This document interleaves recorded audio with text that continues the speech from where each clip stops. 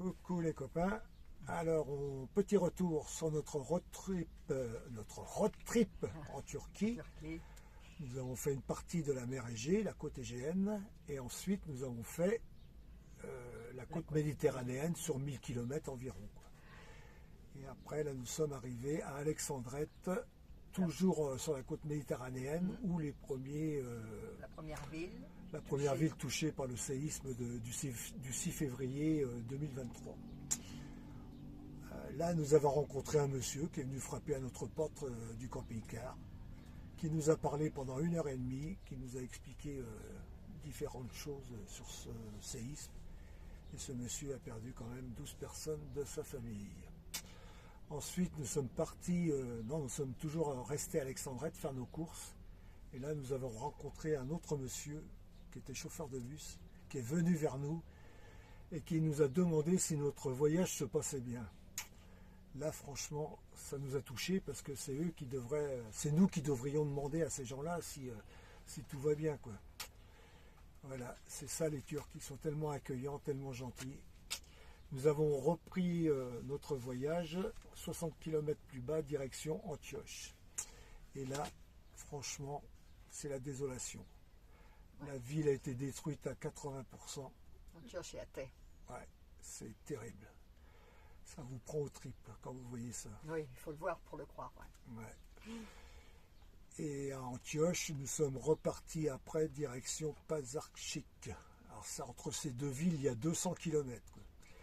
Et sur ces 200 km, on n'a vu que des villages, que des villes détruites partiellement, plus ou moins, quoi. Et les gens qui vivaient au bord des routes, dans les toiles de tente, dans des conteneurs. C'est vraiment la désolation, quoi.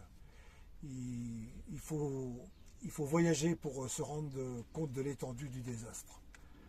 Ensuite, nous sommes allés à Kahramanmaraş. Kahramanmaraş, ouais, c'est très très long, très difficile à dire. Kahramanmaraş, oui. Nous avons traversé la ville le soir, il était 18h30.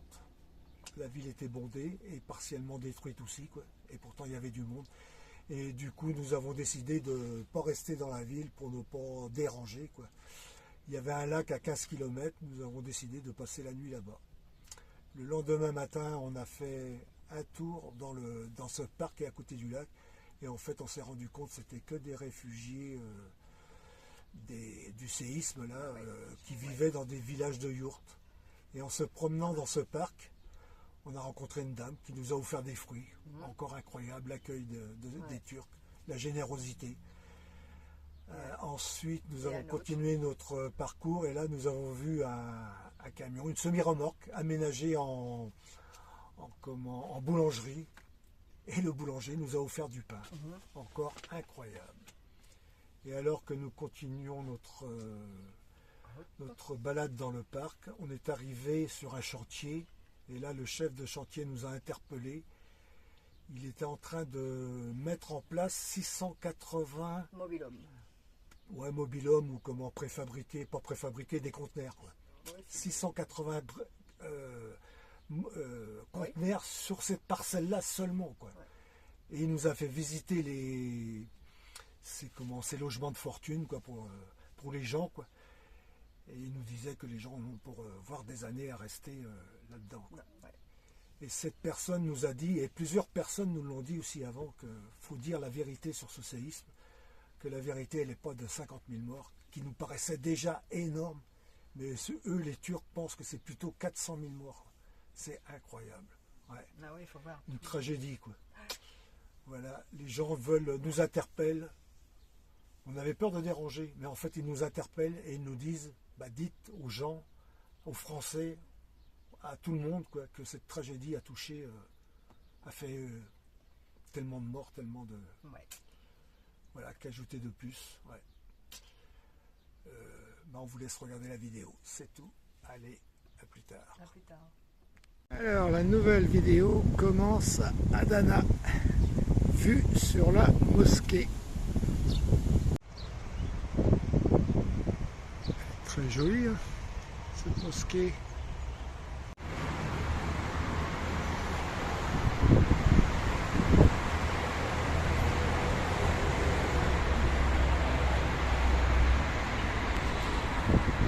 Ouais, elle est très belle.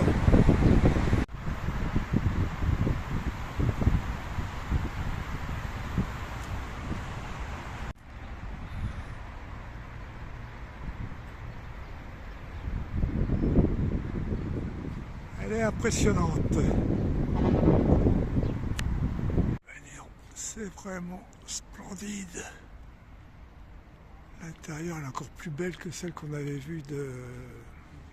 Je ne sais plus le nom.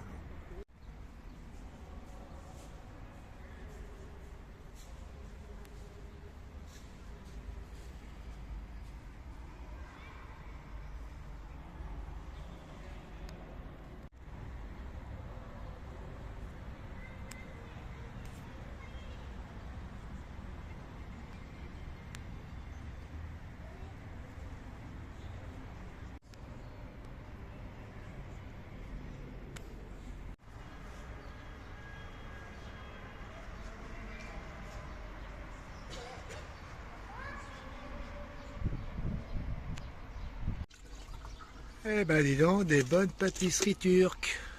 Des balkalava. Un magnifique parc et la mosquée tout au bout.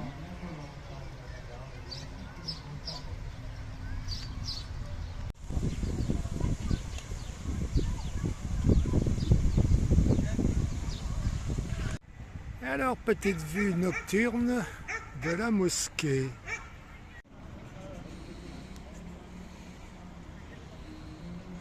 On recommence. Alors, c'est un vieux pont en pierre construit en 384. Ben, il fait pas son âge. Non, hein. Et il traverse le fleuve de Seyhan. Ah ben, c'est bien tout ça. Et- C'est beau la nuit. Hein.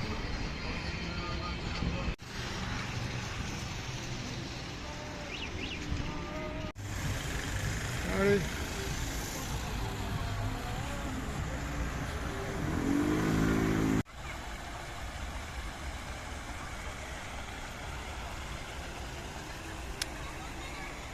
Vraiment un bel endroit ce parc.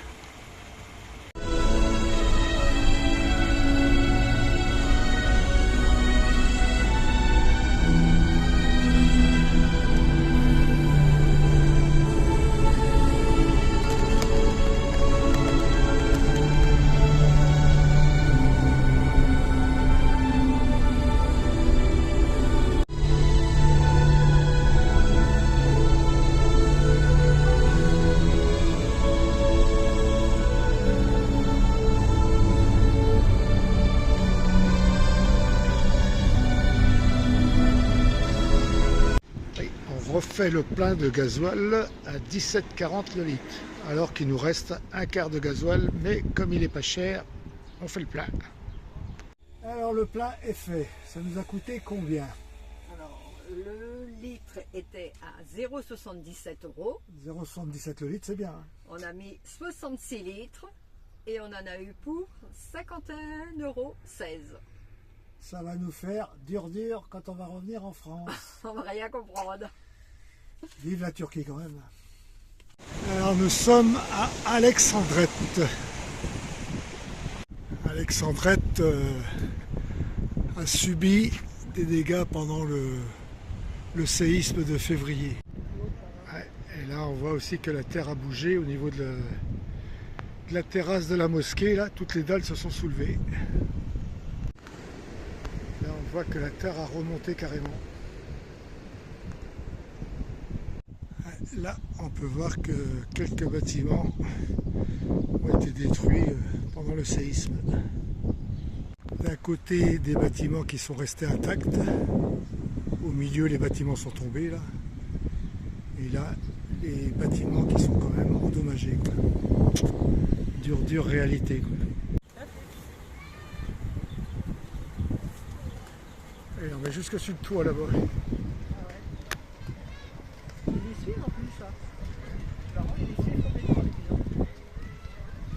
La faille ouais, du parking où on est garé quoi.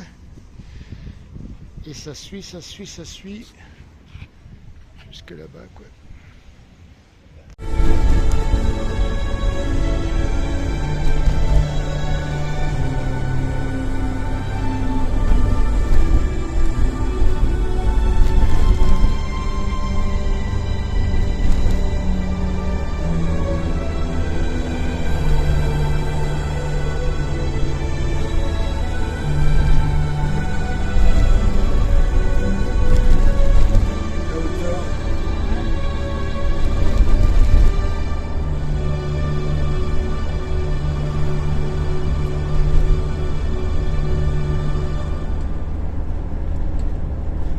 sommes à Antioche.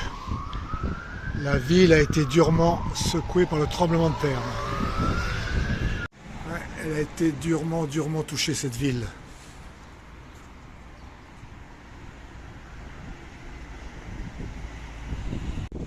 Il faut le voir pour le croire.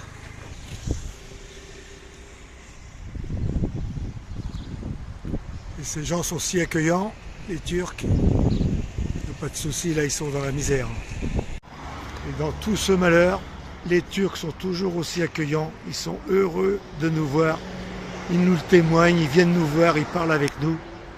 C'est surprenant. L'enseigne est restée, mais il n'y a plus de bâtiments.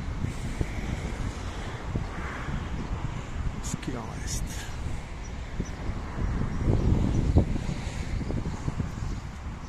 C'est impressionnant. Et encore une fois, ça prend aux tripes.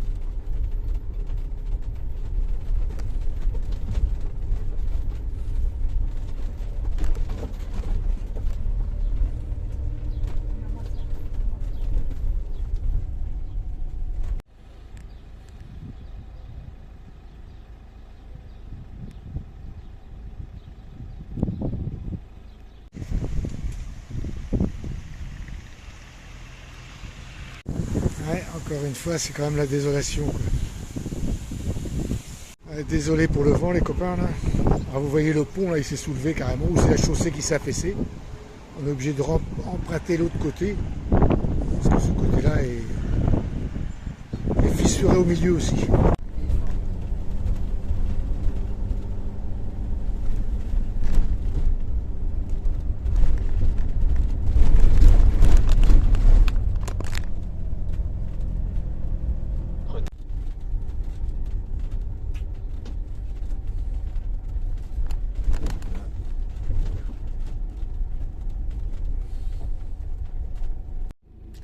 Il n'y a plus rien debout, là c'est des...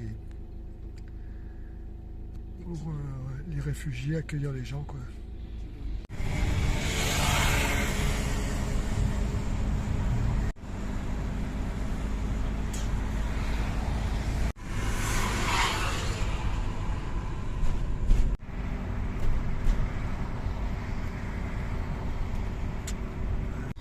Ouais, la ville d'Antioche est athée. Il n'y a pas que les bâtiments, les immeubles qui ont été touchés, beaucoup d'entreprises aussi. Et là, des commandes, pas des préfabriqués, mais des conteneurs pour les habitations pour les gens. Ce qui reste des voitures. Incroyable.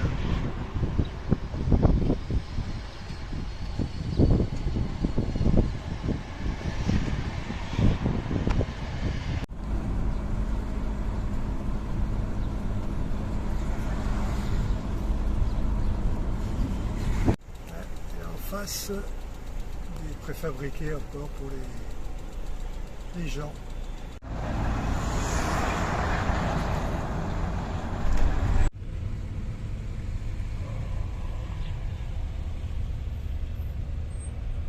Les gens du chantier voulaient nous accueillir hier soir sur leur terrain.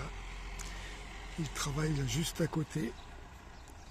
Ils font le terrassement pour les préfabriqués, les conteneurs, voire des toiles de tente. Alors c'est là que nous sommes à Kahramanmaraş. Un nom assez long. On a dormi là cette nuit, impeccable. Ouais, il y a du travail à faire. Hein. Là, il y a l'armée qui a installé des tentes aussi. Là. Quand hier à Antioche, on avait du vent. Aujourd'hui, pas de vent. Et il fait chaud. Ouais, c'est un stade de foot apparemment. Un vrai village de yourtes.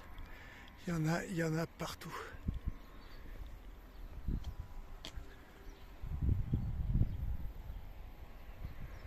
Ah, tout là-bas, il y a le barrage. Et voilà, en contrebas, il y a tout ce village de yourtes. Je pense encore une fois que les gens, ils sont là pour un moment, parce que la tâche est tellement énorme.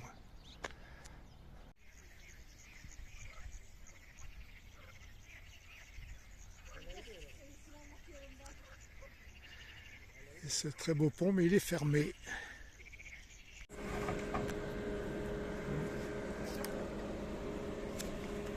Le boulanger dans le camion nous a offert du pain et juste avant c'était une dame qui nous a offert des fruits. Quel accueil ces Turcs, ils ont vraiment le sens de l'hospitalité. Qu'est-ce qui leur arrive? Ouais, incroyable. Ouais, ils nous font tout visiter. Le monsieur me dit que ces préfabriqués ou conteneurs sont payés par le club du Galatasaray. Voilà. Ouais, ce monsieur, ces messieurs qui étaient avec nous tout de suite, là, on évite de trop les filmer, quoi. Mais ils sont vraiment, vraiment trop gentils. Ils nous montrent des choses, il dit, faut dire, faut montrer au monde ce qu'est la réalité. La réalité pour lui n'est pas de 50 000 morts, mais de 400 000 morts. Ce qui est terrible. Bye bye. Bye bye.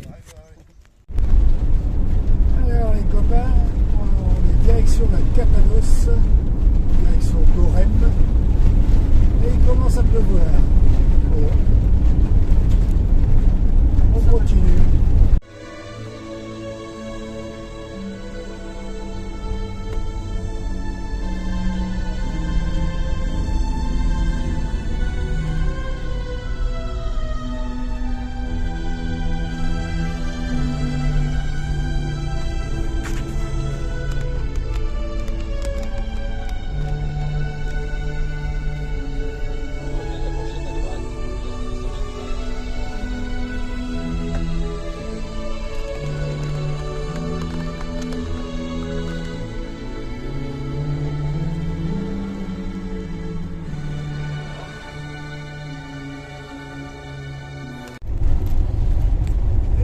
Magnifique cette route là, on coupe à travers, vraiment sympa. De rouler dans des paysages aussi verdoyants, je sais pas ce que vous en pensez vous, mais nous on kiffe, c'est vraiment magnifique. Hein.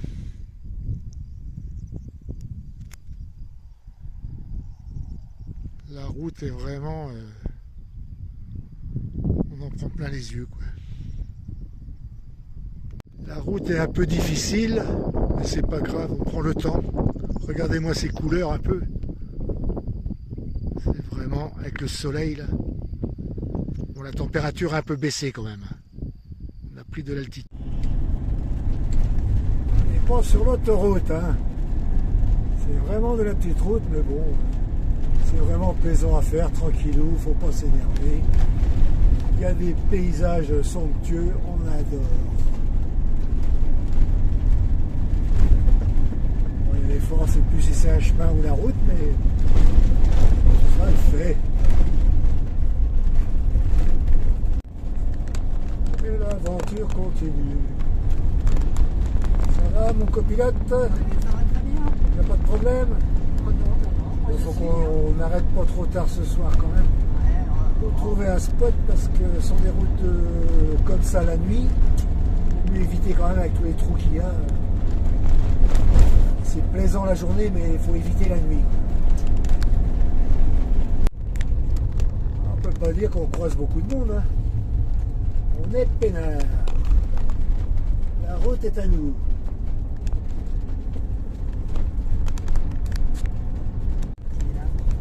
dans un petit village.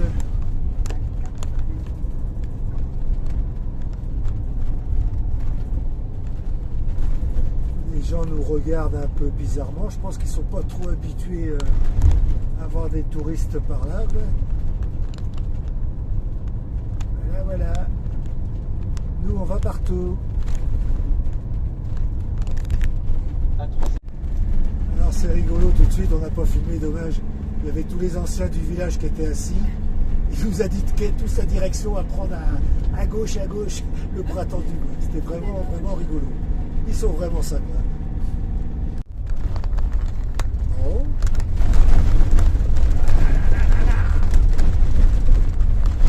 La route du chemin, on ne sait même plus. Oh non, non, non, non.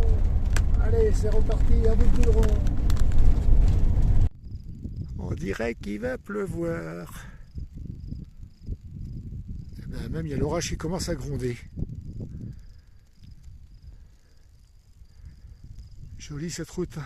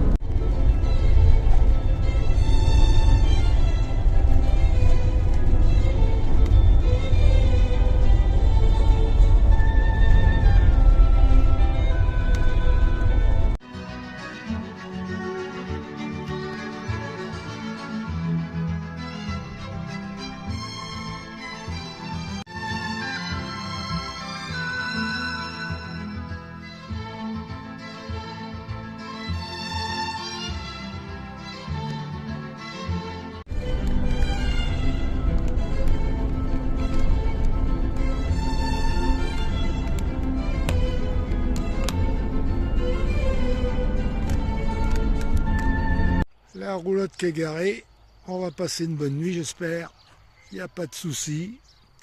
Les collines, la montagne,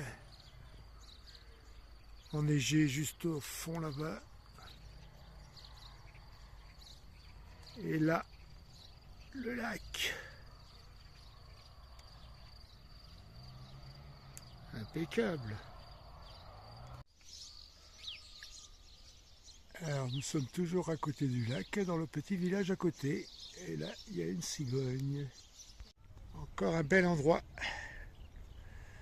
au bord de ce lac. Et de l'autre côté, il y a les buffles. Regarde, il y en a qui se baignent.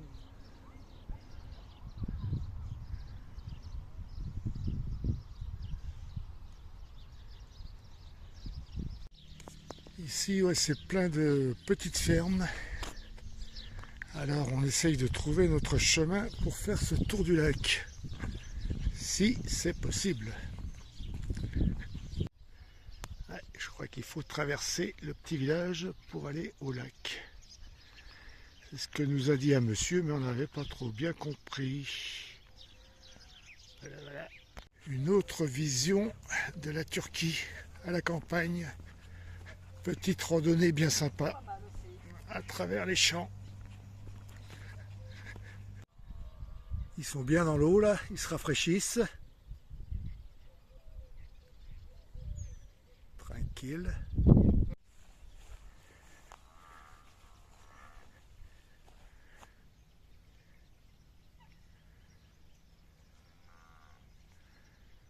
On bouge pas pour la photo. C'est bien. Et les cornes sont bleutées. Alors de retour au village, il y a un autre nid de cigogne, là, plus l'autre, là-bas, là-bas, là-bas, là-bas, là-bas, là-bas. Un petit peu plus de monde. Les enfants. Ouais.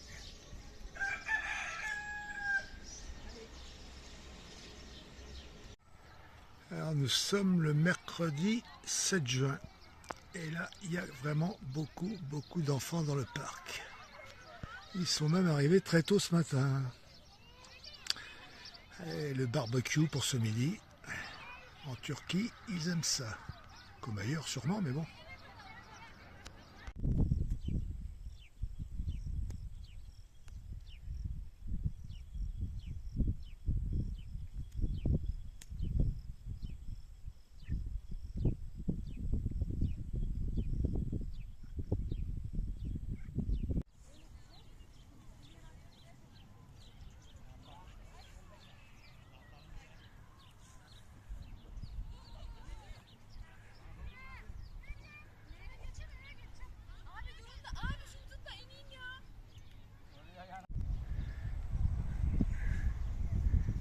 Il y a tous les buffles qui traversent là-bas.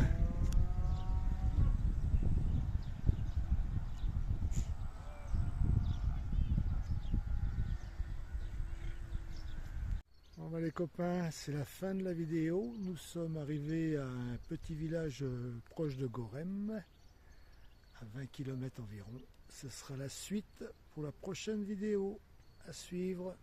Allez, à plus tard.